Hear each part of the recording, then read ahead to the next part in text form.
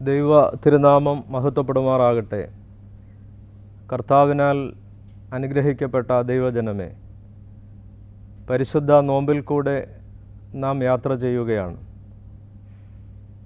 വിശുദ്ധ നോമ്പ് ജയത്തിൻ്റെ അടയാളവും ശത്രുവാകുന്ന ദുഷ്ടൻ്റെ നേരെ തോറ്റുപോകാത്ത ആയുധവുമാണ്. ദൈവസന്നിധിയിൽ വിശുദ്ധിയുടെ നാളുകളിലൂടെ നാം കടന്നു പോകുമ്പോൾ പ്രാർത്ഥനയോടെ ദൈവസാന്നിധ്യത്തിലേക്ക് ചേർന്ന് വരുവാൻ ദൈവം നമുക്ക് ഇടയാക്കട്ടെ. വിശുദ്ധ മത്തായിയുടെ സുവിശേഷം 4-ാം അധ്യായം 1-ാം വാക്യത്തിൽ നാം ഇപ്രകാരം വായിക്കുന്നു: അനന്തരം പിശാചിനാൽ പരീക്ഷിക്കപ്പെടുവാൻ യേശുവിനെ മരുഭൂമിയിലേക്ക് നടത്തി എന്ന്. പിശാചിൻ്റെ അധിവാസ സ്ഥലമാണ് മരുഭൂമി. നിർജ്ജന പ്രദേശമാണ്, ഏകാന്ത സ്ഥലമാണ്. അങ്ങനെയുള്ള ഒരു സ്ഥലത്തേക്ക് ക്രിസ്തു നയിക്കപ്പെടുകയാണ്. പരീക്ഷണം എല്ലാ മനുഷ്യരുടെയും ജീവിതത്തിൽ കടന്നു വരുന്നതാണ്. നാം ആയിരിക്കുന്ന നമ്മുടെ ജീവിത സാഹചര്യങ്ങളിൽ പരീക്ഷണങ്ങളുടെ അനുഭവങ്ങൾ നമുക്കേറെയുണ്ട്. എന്നാൽ പരീക്ഷണങ്ങളെ അതിജീവിക്കുന്നത് പിതാവായ ദൈവത്തോട് നാം ചേർന്ന് നിൽക്കുമ്പോഴാണ്. ക്രിസ്തു പരീക്ഷിക്കപ്പെടുന്നത് 3 തലങ്ങളിലാണ്.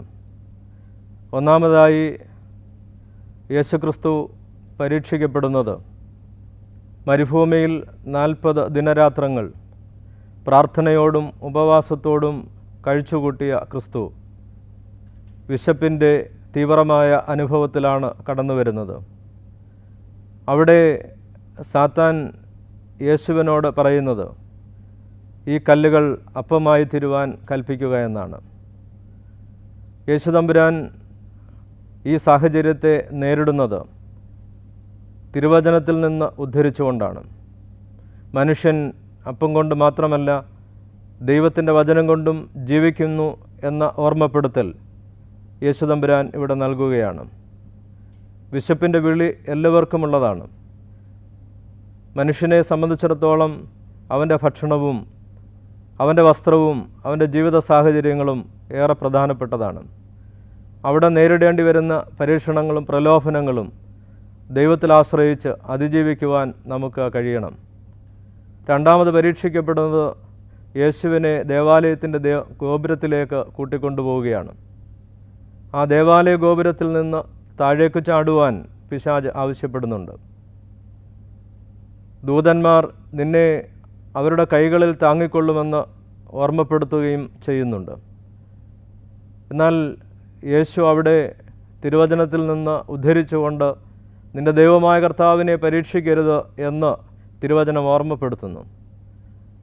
ജീവിത സാഹചര്യങ്ങളിൽ നാം മുന്നേറുമ്പോൾ സാഹസികമായി ജീവിതത്തെ ക്രമീകരിക്കുവാൻ, മറ്റുള്ളവർ ശ്രദ്ധിക്കപ്പെടത്തക്ക നിലയിൽ ജീവിത സാഹചര്യങ്ങൾ ഉണ്ടാകുവാൻ നാം പലപ്പോഴും ആത്മീക ജീവിതത്തിലും ആഗ്രഹിക്കാറുണ്ട്. ഇവിടെ പെരുന്നാളിൻ്റെ ദിവസമാണ്. യെരുശലേം ദേവാലയത്തിൽ ധാരാളം ആളുകൾ തടിച്ചുകൂടിയിട്ടുണ്ട്. ആ ഒരു സന്ദർഭത്തിൽ ദേവാലയ ഗോപുരത്തിൻ്റെ മുകളിൽ നിന്ന് താഴേക്ക് ചാടുമ്പോൾ എല്ലാവരാലും ശ്രദ്ധിക്കപ്പെടുവാനും ആ സാഹസികമായ പ്രവൃത്തിയെ മറ്റുള്ളവർ പുകഴ്ത്തുവാനും ആ സാഹചര്യത്തിൽ കൂടുതൽ ശ്രദ്ധിക്കപ്പെടുവാനും ഇടയാകുമെന്നുള്ള ചിന്തയാണ് അവിടെ കടന്നു വരുന്നത്. മൂന്നാമതായി യേശു പരീക്ഷിക്കപ്പെടുന്നത് ഉയർന്ന മലയിലേക്ക് യേശുവിനെ കൂട്ടിക്കൊണ്ടുപോവുകയാണ്. അവിടെ ഈ ഭൂമിയിലുള്ള സകലത്തെയും യേശുവിനെ കാണിച്ചു കൊടുക്കുന്നു. പിശാച് പറയുകയാണ്, ഇതെല്ലാം എൻ്റേതാണ്, ഇതെല്ലാം എൻ്റെ സ്വന്തമാണ്, എന്നെ കുമ്പിട്ട് നമസ്കരിച്ചാൽ ഇതെല്ലാം നിനക്ക് സ്വന്തമാകും എന്ന് പറയുകയാണ്. ഈ സാഹചര്യങ്ങൾ, ലോകത്തിലുള്ള സകല സാഹചര്യങ്ങളും തൻ്റേതായി തീരുന്ന ഏറ്റവും മഹത്തായ ഒരു അനുഭവത്തെക്കുറിച്ച് എല്ലാ മനുഷ്യർക്കും ഒരുപക്ഷെ ചിന്തിക്കുവാനായിട്ട് സാധിക്കും. അവൻ്റെ ആഗ്രഹങ്ങൾ സഫലീകരിക്കുവാൻ, സാമ്പത്തികമായ നേട്ടങ്ങൾ കൈവരിക്കുവാൻ ഏത് സാഹചര്യത്തിലൂടെയും സാധിക്കുന്ന ഒരനുഭവം, അതിനെ എങ്ങനെയാണ് തരണം ചെയ്യുവാൻ സാധിക്കുക?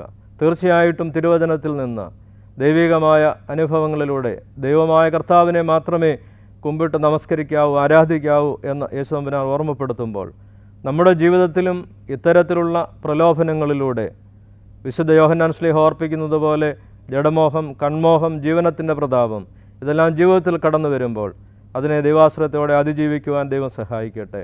നോമ്പിൻ്റെ പുണ്യദിനങ്ങൾ എല്ലാവർക്കും സന്തോഷത്തിൻ്റെ അനുഭവങ്ങളായി തീരട്ടെ എന്ന് പ്രാർത്ഥിക്കുന്നു. ദൈവം അനുഗ്രഹിക്കട്ടെ.